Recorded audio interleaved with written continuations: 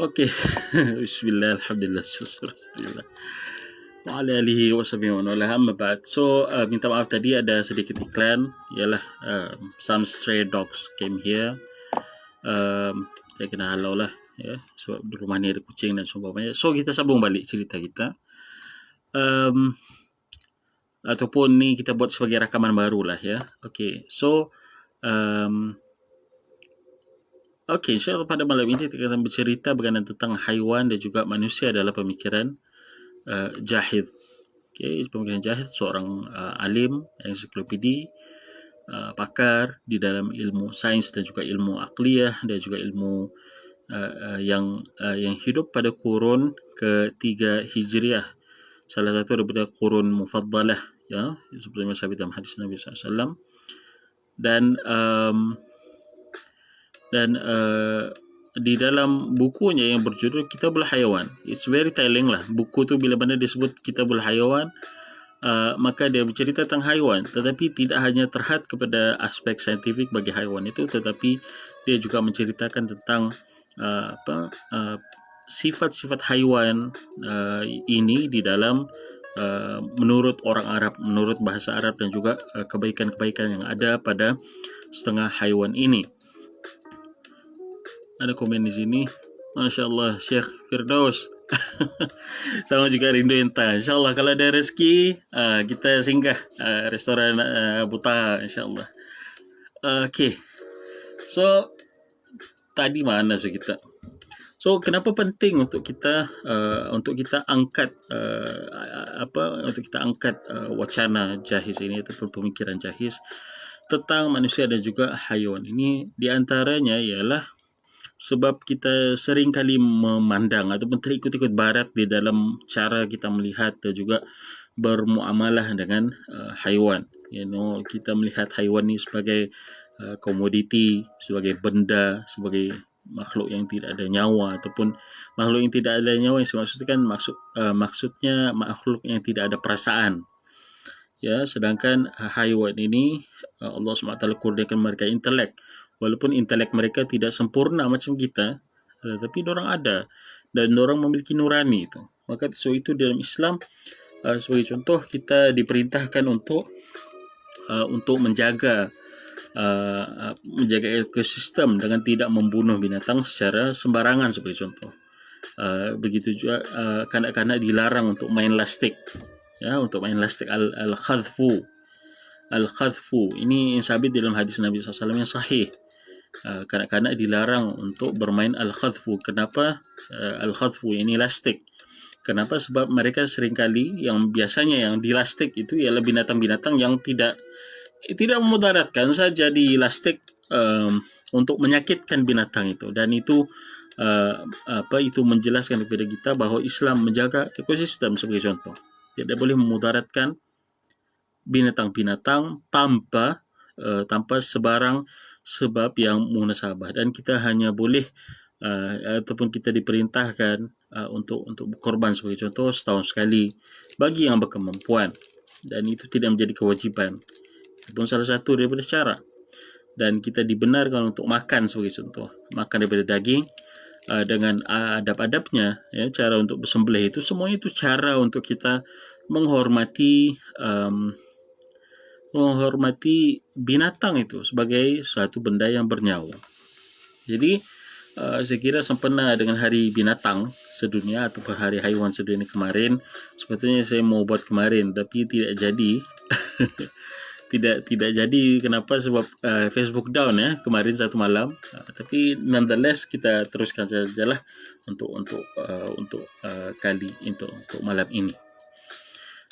Dan insyaAllah yang kita akan rujuk buku ini, Kitabul Hayawan, dan juga dia ada menjelaskan, ya, buku haiwan ini dia gabungan kepada buku sains, buku sastra, segala macam apa ilmu yang ada berkaitan tentang haiwan itu.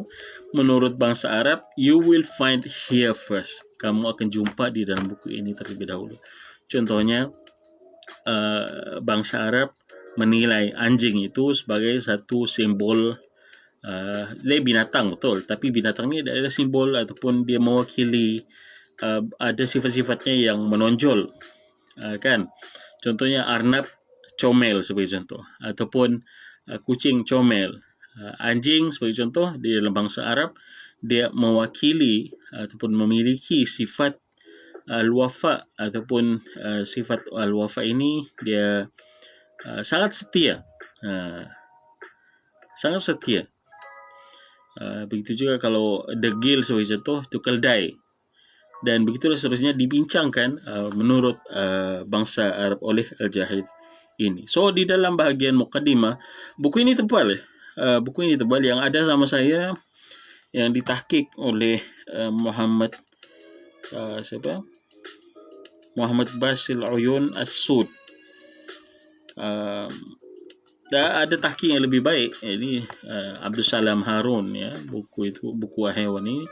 Dan tahqiq Abdul Salam Harun itu saya tidak jumpa sewaktu saya berada di Madinah dulu, ataupun saya jumpa ketika mana saya sudah beli buku ini terlanjur mungkin, jadi saya tidak berminat untuk mendapatkan naskah yang satu itu Abdul Salam Harun. Rasanya PDF ada, boleh dicari dan boleh sama-sama diselidik dan juga dikaji lah, ya.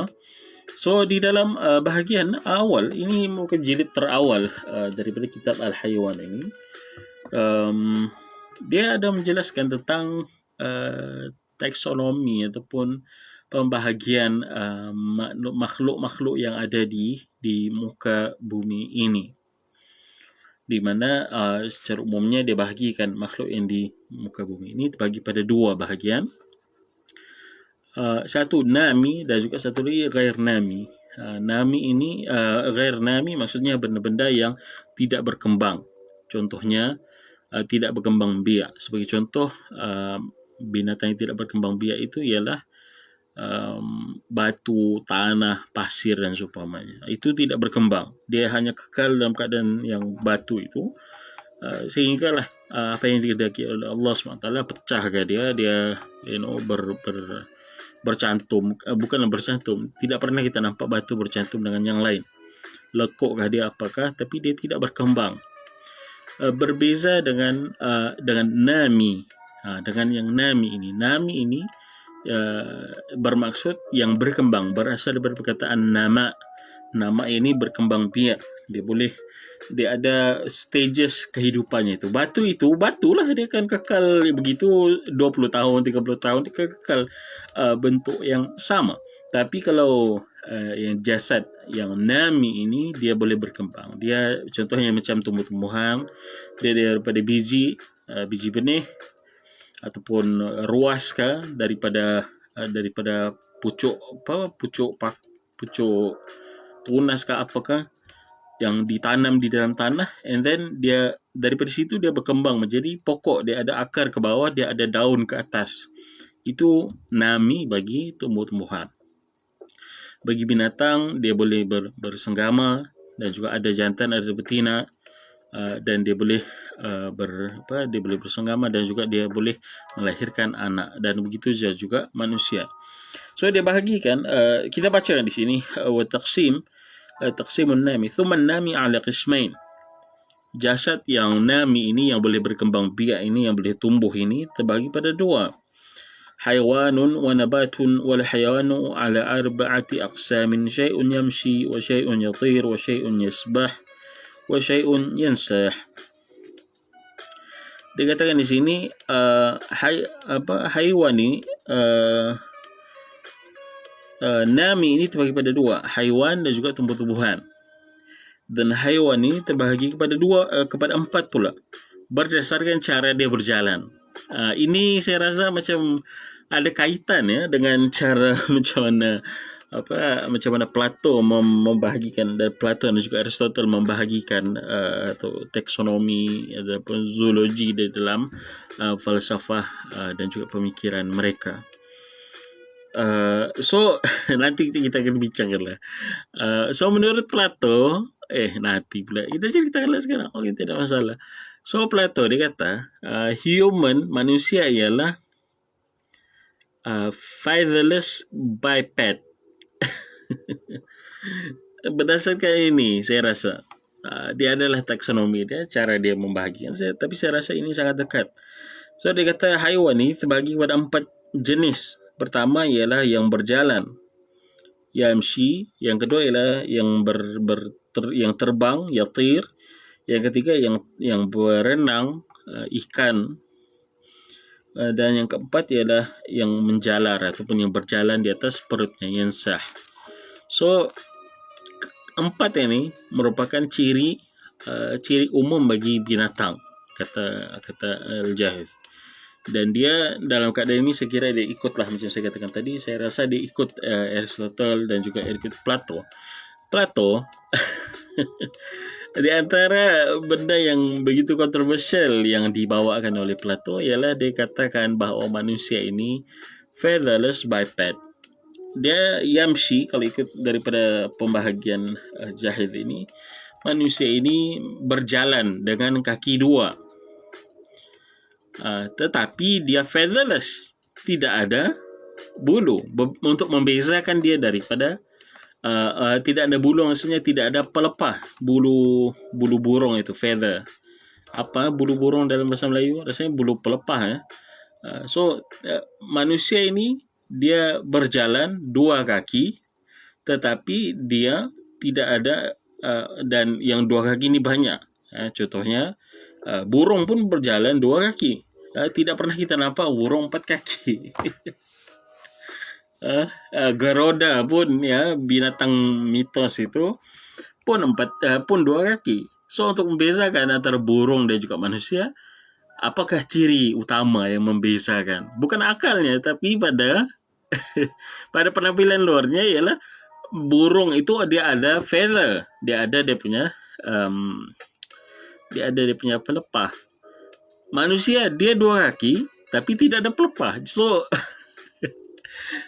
manusia itu menurut Plato ialah featherless biped. Makhluk yang berkaki dua dan juga tidak ada bulu pelepah. So hal ini mengingatkan saya kepada Diogenes. Diogenes dia bawakan lucu.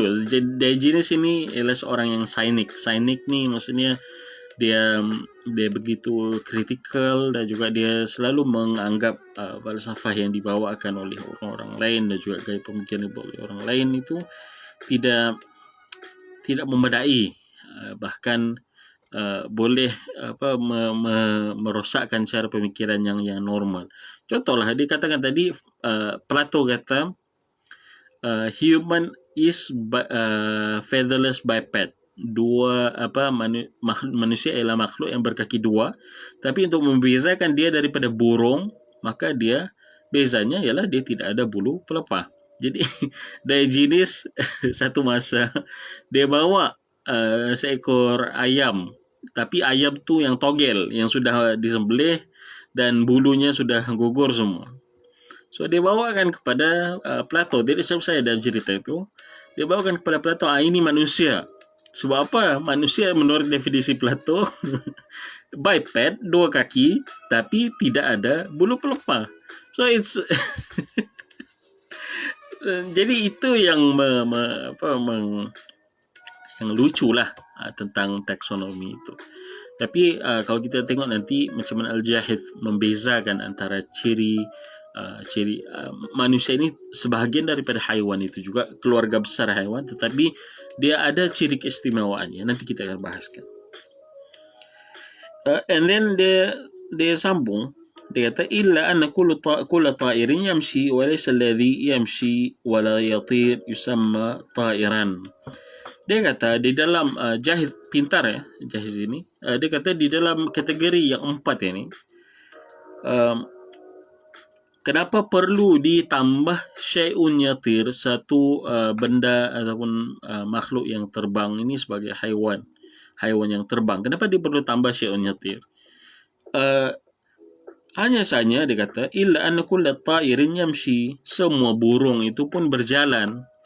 Walaysa alladhi yamshi wala yatir yusamma ta'iran, dan tidaklah benda yang berjalan tetapi tidak terbang itu dinamakan sebagai burung. Maka perlu untuk kita tambah syai'un yatir, satu makhluk yang terbang, sebagai salah satu daripada kategori umum. Ini kategori umum dalam jenis binatang itu. Tapi hal ini akan menimbulkan macam-macam lagi komplikasi ya. Contohnya macam burung unta. Kita namakan burung unta. Dia ada sayap, dia ada pelupa, tapi tidak boleh terbang sebagai contoh. Ataupun ayam Turki sebagai contoh. Ayam Turki dia size-nya besar, tapi dia tidak boleh terbang. Tapi kita namakan dia sebagai burung. Jadi definisi ini pun terdedah kepada persoalan lah. Tapi ini kita bayangkan, ini pada kurun ketiga Hijriah. Logik. Tapi masih ada beberapa kelompangan yang sekarang ini sudah diisi oleh sains. Maka sains itu membahagikan animal kingdom ini dengan bahagian-bahagiannya. Yang burung unta boleh diklasifikasikan sebagai burung, tetapi dia burung yang tidak terbang begitu. Dan kalau di sini dia jelaskan bahawa burung itu dikenali sebagai burung sebab dia boleh terbang. Syai'un yatir, berdasarkan cara dia bergerak. Tapi menurut sains yang sekarang dia sudah tidak menggunakan cara pembahagian ini. Ya, cara pembahagian ini sebab dia akan mengakibatkan kekeliruan. Okey. Dan yang kemudian ditambah lagi, dia tambah lagi penjelasan, والنوع الذي يمشي على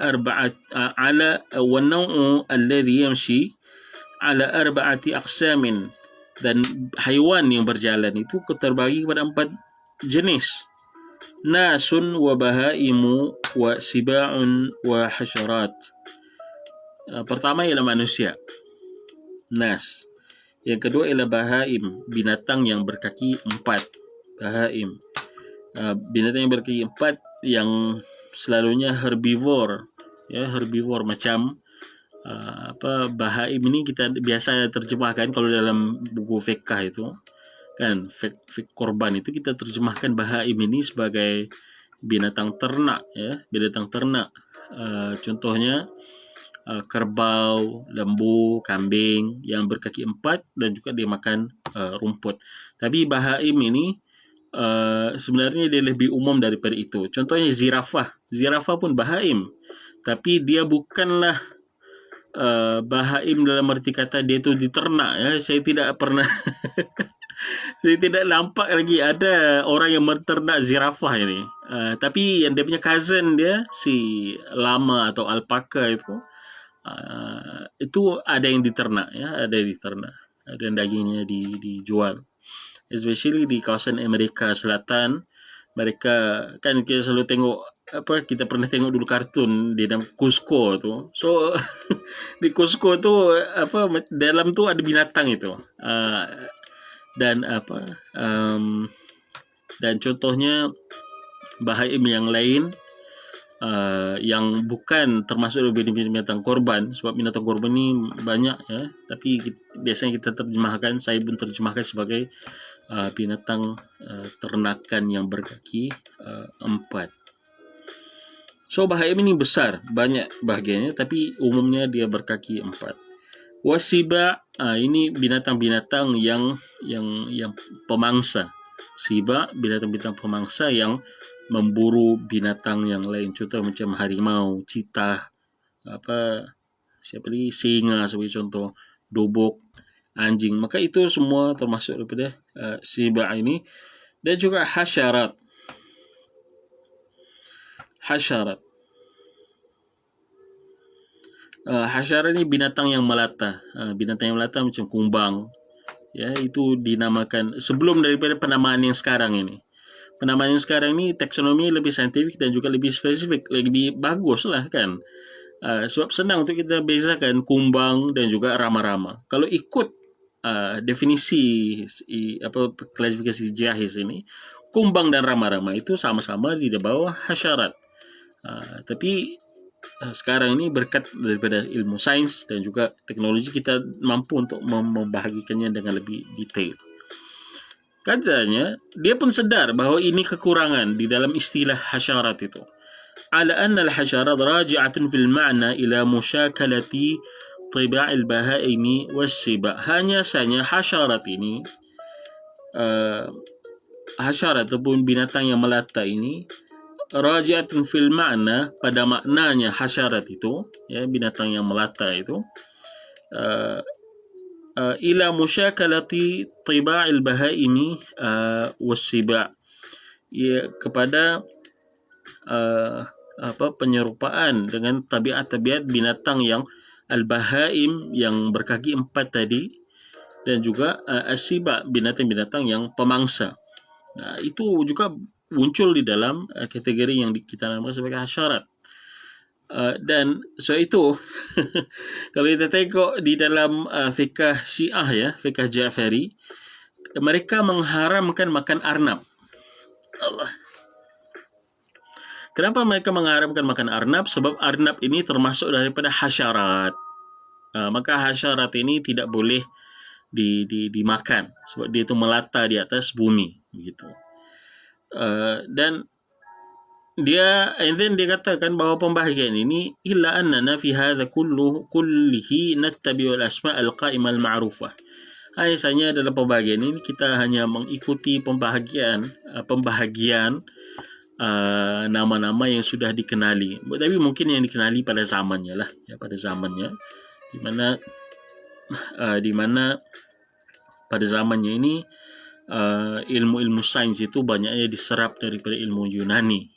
Maka itu ada satu kajian yang dibuat oleh seorang doktor, rasanya doktor itu dari Mesir, ya. Dibuat perbandingan antara kitabul hayawan dan juga kitab zoologi karangan Aristotle, dan terdapat persamaan yang banyak, di mana Al-Jahid menukilkan banyak daripada buku Aristotle itu, tetapi dia menambahkan dan dia adaptasi dan juga tambah maklumat-maklumat yang penting, yang semasa, seakan-akan buku Aristotle itu dijadikan sebagai matan asas, and then berdasarkan buku Aristotle itu dia bina buku hayawan ini. Dan of course lah, daripada segi konten pun berbeza. Dia kalau buku Aristotle itu lebih kepada penelitian Aristotle tentang binatang pada zamannya. Kalau kita pergi kepada buku haiwan ini, macam saya katakan tadi, dia bawa misal-misal misal-misal dan juga syair-syair Arab berkenaan tentang binatang. Contohnya anjing, tentang kesetiaan anjing kepada tuannya. Maka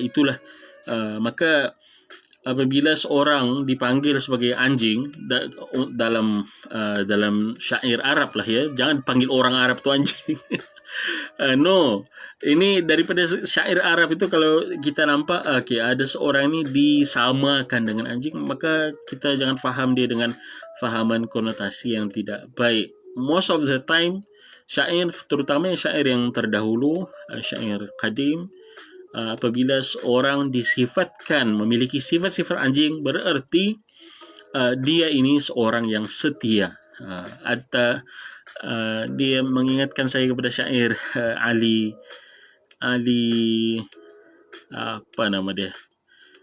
bin Jurhum, saya tidak ingat namanya, something lah begitu. So dia ini orang Badui, dia pergi, dia orang Badui, dan dia dijemput ke majlis Khalifah Abbasiyah, ya, pada zamannya. Dan bila mana dia orang Badui, orang kampung Badui, maksudnya dia tinggal jauh daripada bandar.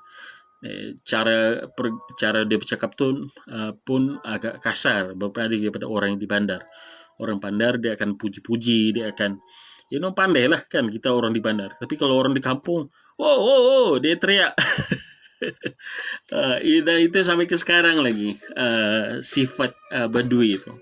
So Badui hidup dorang di dalam kemah itu, dan kalau memanggil dengan suara yang slow, yang lembut, tidak biasa. Ya, mereka perlu dengan suara yang kasar dan juga cakap yang straight to the point. Dan kalau menggunakan syair ataupun menggunakan perumpamaan pun, perumpamaan yang berada di sekeliling mereka. So dia pun bacalah, dijemput untuk, dia ini seorang penyair tapi Badui. So dia pergi ke istana Khalifah Abbasiyah di Baghdad, salah seorang khalifahnya, saya tidak ingatlah namanya.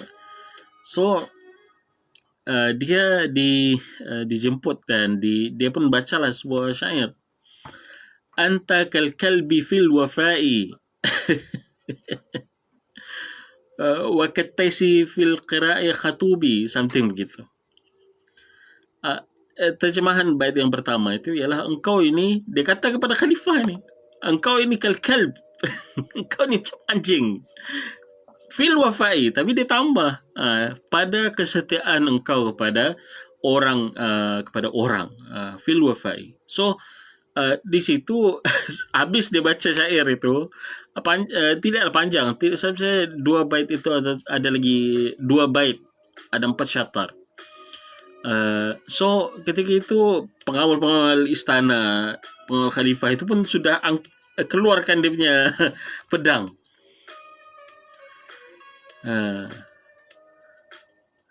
Keluarkan dia punya pedang dan tapi khalifah kata jangan, biarkan dia, sebab dia itu orang Badui. Jadi khalifah ini dipandai, dia pun dibuat eksperimen dengan orang Badui ini. Tidak apa, bagi dia can tinggal di kawasan istana, dibagilah dia rumah, bilik rumah dia, dan dia belanja untuk dia hidup dalam tempoh beberapa bulan. So 6 bulan selepas itu dia dijemput semula oleh khalifah, dan ketika itu dia melantunkanlah syairnya, uyunul maha bainar rasafati, uyunul maha bainar rasafati wal jisri. Ingatlah apa syair, tapi yang penting kepalanya itu uyunul maha itu. Kalau kita search syair yang kepalanya uyunul maha, kita akan tahulah siapa penyair dan kita akan tahulah kisah ini. Uyunul maha ini dia dia merupakan syair ghazal yang paling cantik yang dibuat pada zaman Abbasiyah itu. Tapi itu bukan poin kita. Poin kita yang cerita tentang buku Jahiz ini. Tapi saya mau katakan, Jahiz bila mana dia quote daripada buku Aristotle, betul, dia ambil isi-isi penting daripada buku Aristotle, zoologi Aristotle itu, tetapi dia tambah juga unsur-unsur kefahaman Arab berkenaan tentang binatang ini. Ada satu poin, rasanya ada dalam jilid-jilid yang lain, dia cerita tentang tentang cara menternak binatang, cara menternak ayam, ya, farakh, menurut bangsa Arab. Dan dikatakanlah di dalam satu kandang dibiarkan seekor ayam jantan dan juga ayam betina yang banyak supaya boleh bertelur banyak, dan itu kebiasaan orang Mesir katanya. Dan hal ini pun memberikan kita satu penghargaan lebih bahawa Jahiz di dalam buku haiwan ini dia bukan sekadar memindahkan maklumat, tetapi dia juga mengumpul maklumat-maklumat yang ada di sekelilingnya. So kembali kepada sini, pembahagian manusia kepada haiwan ini, dia pembahagian manusia di bawah haiwan, ya. Haiwan tu besar kelompoknya, dan haiwan yang berjalan, haiwan itu besar kelompoknya, dan haiwan itu dibahagikan kepada 4 jenis daripada segi dia berjalan, cara dia bergerak, ya, cara dia bergerak. Okey. So ada 4. Yang pertama yang berjalan, yang kedua yang terbang, yang ketiga yang berenang, yang keempat yang menjalar dengan perutnya. Apa menjalar? Bukan menjalar. Menjalar tu tumbuhan. I think dia macam mengensot, tapi dengan perutnya. Mungkin sahabat-sahabat yang tengah menonton ni boleh kongsikan lah. Saya pun tidak tahu apa istilahnya. Istilah yang paling tepat untuk berjalan. Yensah ini macam ular. Dia tu berjalan atas perutnya, something. Memang dia berjalan atas perutnya, tapi apa istilah Melayu yang lebih sesuai. So di dalam yang berjalan itu kecilkan lagi, dia kata, maka manusia yang berjalan itu ada 4 jenis binatang. Manusia bahaim, ini binatang yang berkaki empat yang berjalan di atas muka bumi, biasanya merujuk kepada yang binatang herbivore, kerbau, lembu, kambing, dan juga sibak, binatang yang memburu pemangsa, dan yang keempat ialah hasyarat, binatang melata yang lainnya macam kumbang, rama-rama dan seterusnya. Okey, jadi dari situ kalau kita betul-betul menghayati cara pembahagian jahiz ini, kita akan faham bahawa kita ni sebenarnya we are nothing more than them. Hanya saja kita, Allah SWT berikan kita kelebihan daripada segi cara kita, bukan pada jasad kita. Ya, jasad kita ni apalah sangat. Cuba kalau kita berdepan dengan gajah sebagai contoh. Berdepan dengan harimau sebagai contoh. Berdepan dengan apa lagi? Even anjing sebagai contoh. Ya, anjing. Berdepan dengan binatang-binatang lain yang lebih besar daripada kita. Dari segi jasad kita akan kalah. Tapi Allah SWT telah menetapkan bagi kita satu bahagian akal kita, dan daripada akal kita itu kita mampu untuk berbicara dan juga satu, kita boleh memahami hikmah dan juga konsekuensi daripada segala benda yang wujud di dunia ini. Dan yang kedua, kita boleh bercerita, boleh menyampaikan maklumat itu dan juga berkongsi maklumat itu kepada orang lain, dengan orang lain. Begitu.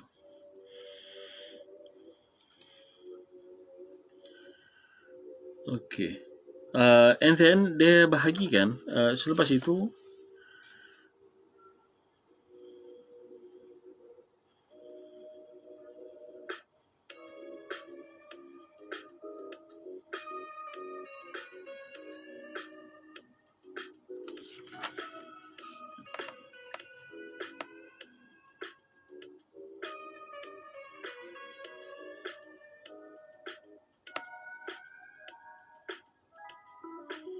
dia bahagikan di sini. Okey, daripada segi manusia ini, yang membezakan manusia daripada haiwan-haiwan yang lain. Dia kata manusia wal fasihu huwal insan. Manusia ini diberikan keistimewaan untuk saling memahami sesamanya berdasarkan fasahah dan juga al-bayan. Bayan ini kemampuan untuk menyampaikan maklumat dengan cara yang terbaik. Maka atas sebab itu, kata Jahith, al-fasih wal insan wal a'jam kullu dhi sautin la tufham iradatuhu illa ma kana min jinsihi.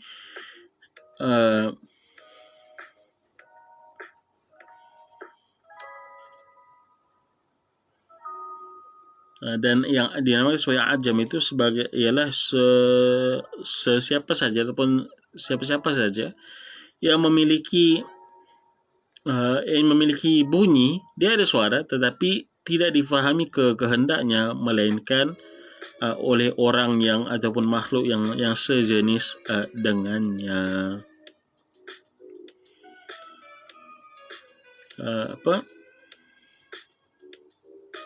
والإنسان فصيح وإن عبر عن نفسه بالفارسية أو الهندية أو بالرومية. Dan manusia itu adalah fasih meskipun dia menceritakan ataupun bercakap dengan bahasa tentang dirinya dengan bahasa Farsi atau bahasa Hindi ataupun bahasa Rom. Ya, maka manusia itu fasih pada zatnya. Dan atas sebab itulah manusia ini memiliki kemampuan untuk memberikan maklumat dan juga menjadi maklumat kepada orang lain. Maka untuk apabila manusia ini boleh menyampaikan maklumat kepada orang lain, maka maklumat dengan cara bercakap, maka itu yang dinamakan sebagai al-bayan. Jadi kita katakan tadi al-bayan ini maksud kemampuan seseorang untuk menyampaikan maksud apa yang dikehendakinya dengan sepenuhnya. Maka Kalau kita tengok daripada sini, apakah faedah yang kita boleh ambil, ya, faedah umum yang kita boleh ambil daripada taksonomi yang dibuat oleh Jahis ini. Pertama ialah untuk kita sentiasa menyedari keberadaan kita di dalam ekosistem dunia ini, ya, ekosistem dunia ini, dan untuk kita tidak menghancurkan ekosistem dunia ini berdasar kerana ketamakan kita dan juga kemahuan kita yang melampau terhadap eksploitasi yang tidak berperikemanusiaan, kita boleh katakan begitu, terhadap sumber-sumber alam, dan terutamanya adalah binatang-binatang ini. Dan itulah ya, kita kena menghargai kewujudan binatang, dan kita tidak boleh mengambil ataupun bersifat keterlaluan di dalam menganggap binatang itu sebagai semata-mata komoditi, apatah lagi binatang ini sebagai benda yang bernyawa, dan nyawa itu semuanya terletak di ketetapan Allah Subhanahu Wa Taala, bukannya pada kita, ya, bukan pada manusia. Cuba kita bayangkan kalau sekali Allah SWT tarik nyawa semua ayam di dunia ini, apa akan jadi kepada kita? Apa akan jadi kepada ekonomi dunia ini? Apa akan jadi kepada kepada industri industri pemakanan global sebagai contoh? Maka sudah tentu dunia ini akan menjadi porak-poranda dan juga akan menjadi rosak. Maka itulah ya, begitu pentingnya ayam itu. Itu sebagai contoh, ayam kita hanya saja kalaulah kita boleh take a step back di dalam cara kita melayan binatang-binatang ini, dan juga mengemukakan kalau kita selalu sebut tentang hub halal, ya, hub halal di Malaysia, bahawa Malaysia inilah hub halal. Malaysia ini kita mau menghasilkan makanan-makanan yang halal. Tapi halal itu jangan kita faham hanya pada cara penyediaan makanan itu, tapi sumber binatang itu sendiri, ya, komoditi itu haruslah disesuaikan dengan cara yang halalan tayyibah, yang halal dan juga yang baik, dan juga yang tidak bersifat menzalimi binatang-binatang itu, dan juga yang bersifat sustainable kepada alam sekitar. So, contoh kalau kita tengoklah kandang-kandang ayam yang berada di sekeliling kita, tidak perlu pergi jauh. Pergilah ke kawasan kandang-kandang ayam besar yang ada di sekeliling kita, kita akan temukan cara pelayanan haiwan ataupun ayam yang inhumane, yang tidak berperikemanusiaan, dan itu bertentangan dengan adab Islam itu sendiri, dan cara kita diajar untuk melayan binatang, dan juga melayan binatang sebagai satu, dia makhluk Allah, ya, makhluk Allah, dia bukan hamba kepada sesiapa pun. Kita hanya diberikan mandat untuk memanfaatkannya, dan juga dengan izin Allah SWT juga kita memakan dagingnya, kita ambil nutrien daripada ayam itu. Jadi penghayatan itu bila mana kurang, yang berlaku ialah kita melayan binatang-binatang ini macam itulah, macam roti, biskut dan sebagainya yang dimakan dan then dibuang begitu.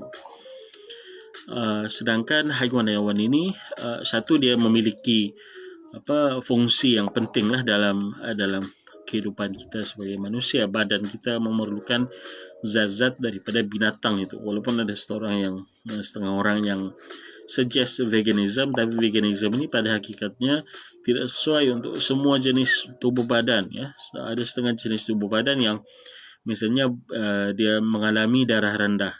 So macam mana veganism akan boleh merawat dengan mudah dan juga dengan cara yang organik akan penyakit darah rendah itu? Mau tidak mau dia kena ambil juga something yang bersumber daripada binatang, contohnya hati atau hempedu, bukan hempedu, hati ayam ke hati binatang lah, untuk dimakan, dan juga mengembalikan vigor dan juga kekuatan dalam badan seseorang itu. So atas sebab itu Islam ni daripada segi umumnya merupakan agama yang baik, ya. Agama Islam tidak menghalang kita untuk ambil manfaat daripada binatang, daripada tumbuhan, tetapi kita lah sebagai manusia yang kita kena fikir. Apabila kita mengambil manfaat daripada binatang itu, kita sebenarnya mengambil nyawanya. Mengambil nyawanya yang ada nilai di sisi Allah Subhanahu Wa Taala. So itu bila mana kita menyembelih, kita diperintahkan kita diperintahkan untuk membaca bismillah. Membaca bismillah sewaktu kita sembelih itu penghormatan untuk binatang itu.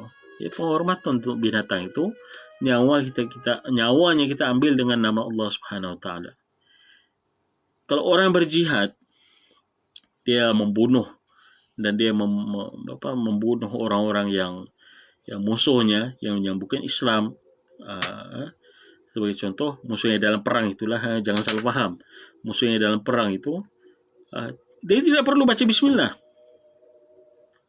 Why? Kenapa? Sebab orang yang dibunuhnya itu tidak ada nilainya ataupun tidak ada dia tidak memiliki karamahnya lagi. Sebab dalam keadaan itu dia sudah bangkit untuk menentang karamah yang diperjuangkan oleh Islam, dan orang yang menentang karamah insaniyah itu tidak memiliki karamah.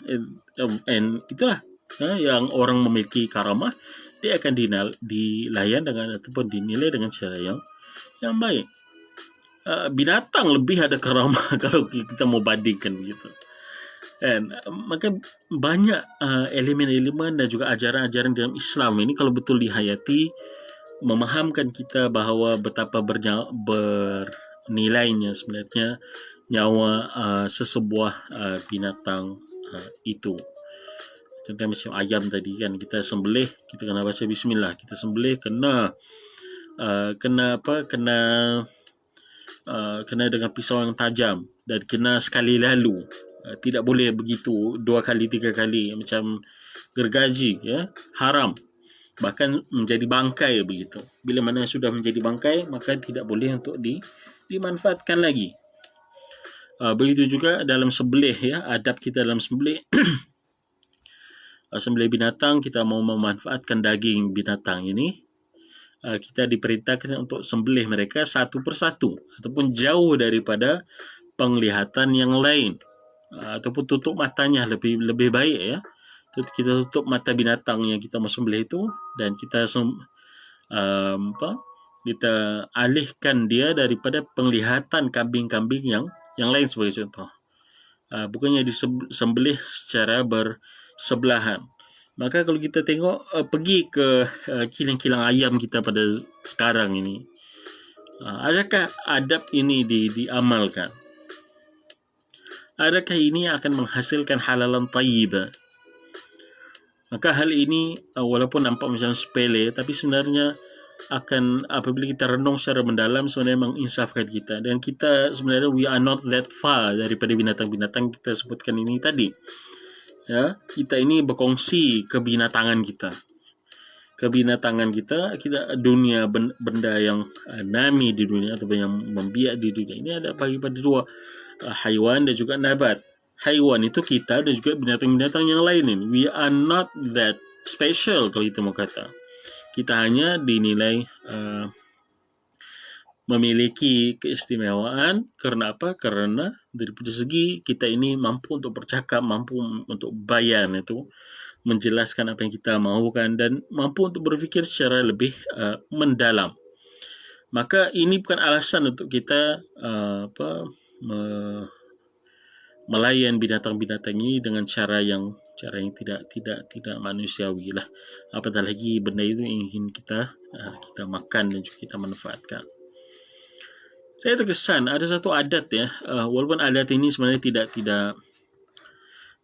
baik lah, tidak baik dari segi kata adat ini ada unsur-unsur kesyirikan, itu kita memberi makan kepada hantu dan juga jin dan seumpamanya.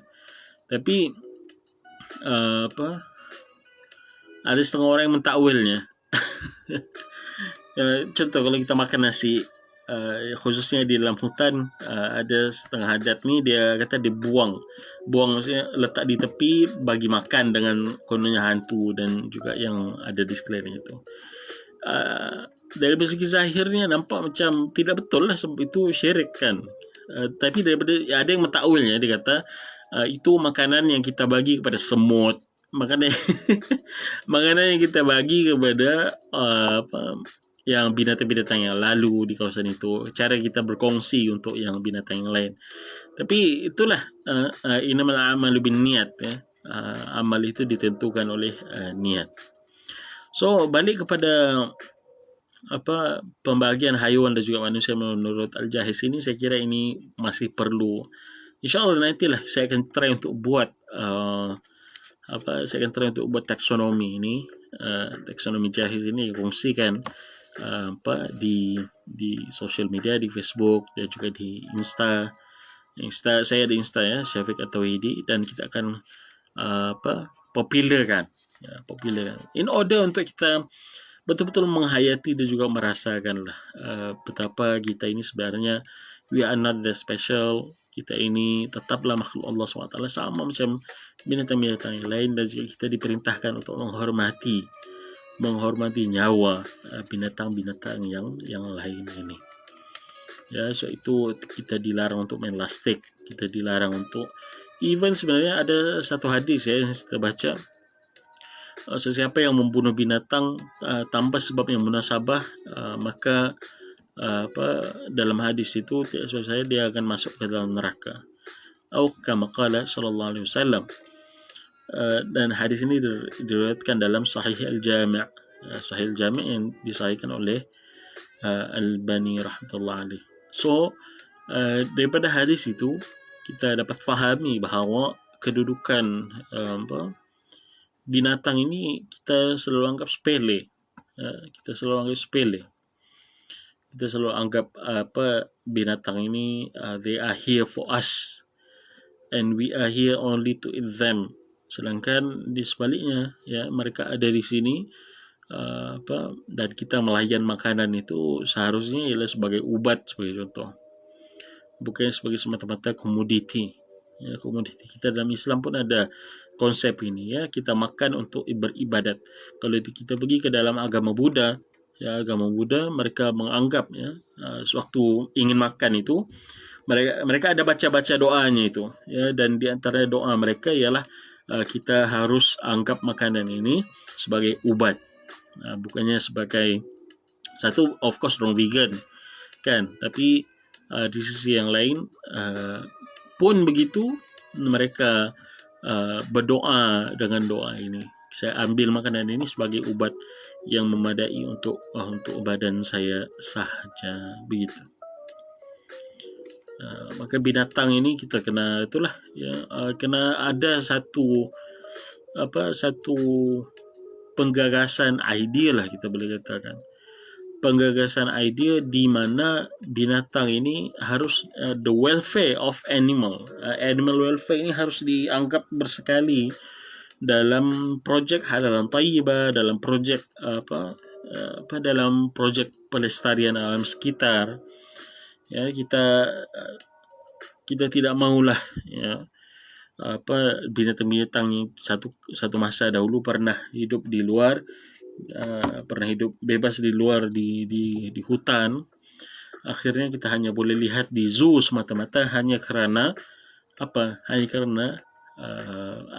diakibatkan mereka menjadi endangered, menjadi bahaya dan juga hampir pupus kerana kerakusan dan juga ketamakan manusia. Baru-baru ini kemarin tidak silap saya viral 2 ekor penyu di Lapah. 2 ekor penyu di Lapah. Saya rasanya penyu itu di Lapah bukan pada untuk mendapatkan dia punya cengkerang di belakang itu, maka yang terbiar penyu itu ialah dia punya organ-organ yang lain, diambil semata-mata untuk souvenir ataupun diambil semata-mata untuk kenang-kenangan ke apakah, sedangkan benda itu betul binatang penyu itu endangered species ya. Dan apatah lagi sekarang ini kita tengah berada di dalam cuaca kepanasan global, dan kita harus memikirkan tentang penyu ini, macam mana mereka boleh akan survive, sebab mereka penting juga dalam ekosistem kita. Itulah kalau dalam ekosistem manusia, ekosistem dunia ini, manusia tidak boleh anggap dialah yang raja di situ dan everything serve him. Walaupun ada ayat daripada Allah SWT, Allah kata walaqad khalaqna lakum ma fil ardi jami'ah, kami ciptakan dunia ini semua untuk kamu. Tapi lakum itu bukannya difahami sebagai kepemilikan mutlak. Ya, pemilikan mutlak manusia akan alam ini atau binatang-binatang yang ada di dunia ini. No. Lakum di sini ialah imtinan. Allah mengurniakan kita manfaat daripada binatang-binatang ini. Maka apabila ta'addi, berlakunya kezaliman kepada binatang-binatang itu, kita tidak boleh berpegang kepada ayat yang satu itu dan melupakan ajaran-ajaran Islam yang lain. Islam larang kita bunuh binatang secara sia-sia. Islam larang kita bunuh binatang dengan tujuan untuk berhibur. Islam hanya benarkan dalam kes-kes yang tertentu saja untuk mengambil nyawa binatang ini. Contohnya berburu untuk dimakan. Kalau kita tidak makan, kita bagi binatang lain makan sebagai contoh. Begitu juga untuk kita menyembelih, menternak binatang, kan, menternak binatang yang bahaim ataupun ayam sebagai contoh, ya, menternak ikan. Menternak ikan itu dibolehkan dengan sepatutnya dengan menjaga adab-adab syar'i kepada binatang-binatang itu yang tidak memudaratkan mereka, yang tidak membuat binatang-binatang itu berasa stres di dalam kurungan. Itu tidak boleh juga, kan. Maka hal ini yang perlu dan juga wajib sebenarnya kita sedari dan juga kita hayati. Everything di dunia ini daripada segi kewujudannya adalah tidak terganti, tidak ada gantinya. Apabila Allah SWT menciptakan lebah, apabila Allah SWT menciptakan lipas, even lipas. Coba bayangkan dunia ini tidak ada lipas, kan? Kita begitu benci lipas. Saya secara pribadi saya tidak suka lipas. Tapi apa boleh buat? Itulah ketetapan Allah SWT. Allah menciptakan lipas ini untuk kita, untuk dia decay, untuk dia mereputkan makanan-makanan yang kita tidak boleh untuk makan. Bayangkan dunia ini tidak ada lipas, apa akan jadi? Semua benda yang tidak boleh direputkan, kita menunggu masa yang sangat lama untuk dia dihancurkan. Gitu. Lebah sebagai contoh. Kita bayangkan apa kehidupan kita tanpa lebah. Ada satu kajian yang dibuat, katanya 6 bulan tidak ada bermula daripada tidak adanya lebah. Dalam tempoh 6 bulan seluruh dunia akan mengalami krisis makanan global. Why? Sebab lebah dia akan pollinate, dia akan bawa dia akan pergi daripada satu bunga kepada bunga yang lain, membawa benih dan seumpamanya. Dan itulah yang menumbuhkan buah dan juga pokok. Menumbuhkan buah dan juga pokok yang ada kita nampak sekarang di dunia ini. Kita jangan hanya fikir kepada tanaman yang ada di dalam kebun-kebun kita. No, lebih besar daripada itu. Lebah ini kalau kita masuk ke dalam hutan, peranan mereka sangat crucial, ya.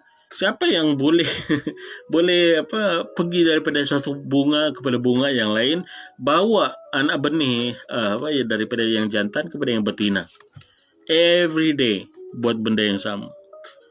Habis satu pokok pindah kepada pokok yang lain, bunga yang lain, buah yang lain. Siapa yang boleh buat itu? Tentara kecil ini, lebah ini. Nah, apa yang berlaku kalau tidak ada lebah? Sebagai contoh, dunia ini kan satu krisis makanan dan pokok-pokok akan mati. Tidak ada yang akan membawa tadi itu pollination itu. Kalau hanya mengharap angin, maka bilalah, kan, even yang baik angin pun sangat walaupun penting, tapi melalui lebah ini persenyawaan antara bunga dan juga tumbuhan-tumbuhan itu lebih laju. And then begitu juga ekosistem yang lain, ikan sebagai contoh. So itu banyaknya larangan-larangan, katanya jangan bom ikan sebab bom ikan akan merosakkan terumbu karang.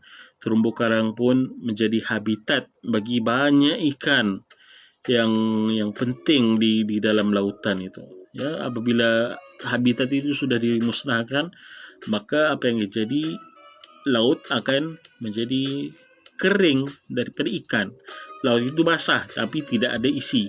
So itulah banyak benda. Ini saya bawakan ini sebagai perspektif saja, sebagai contoh umum untuk kita betul-betul menghayati lah, ya, menghayati kepentingan binatang itu dan juga sebenarnya kedudukan kita yang not that far daripada binatang yang lain. Kita Allah SWT ciptakan binatang-binatang ini untuk kita jaga. Itulah ciri ketamadunannya yang terawal.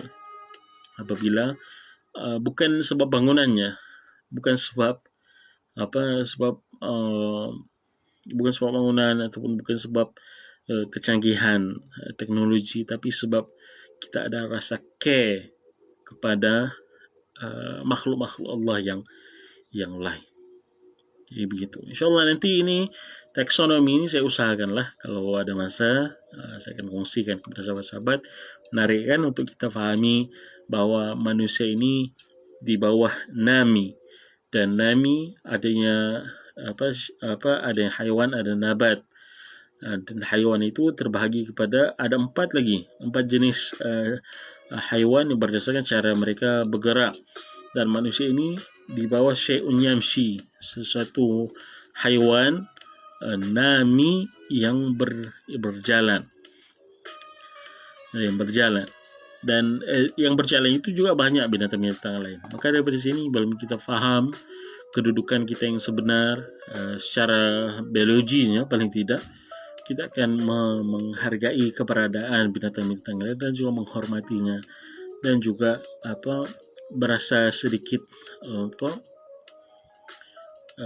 humble lah, ya, humble dan berasa humility kepada Allah Subhanahu wa taala, karena kita ini we are nothing more than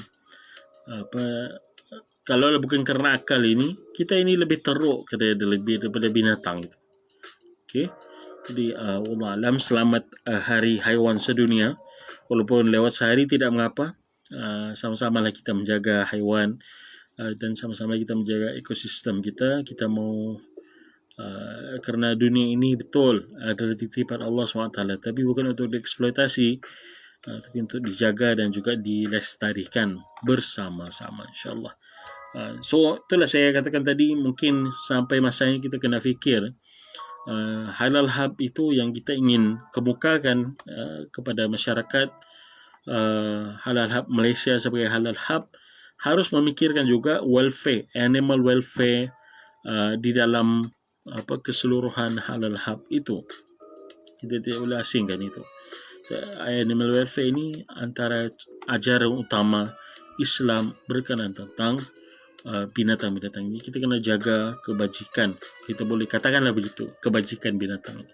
Okey, wallahu alam. Subhanallahi wa bihamdihi, asyhadu an la ilaha illa anta, astaghfiruka wa atubu ilaik. Assalamualaikum warahmatullahi taala wabarakatuh.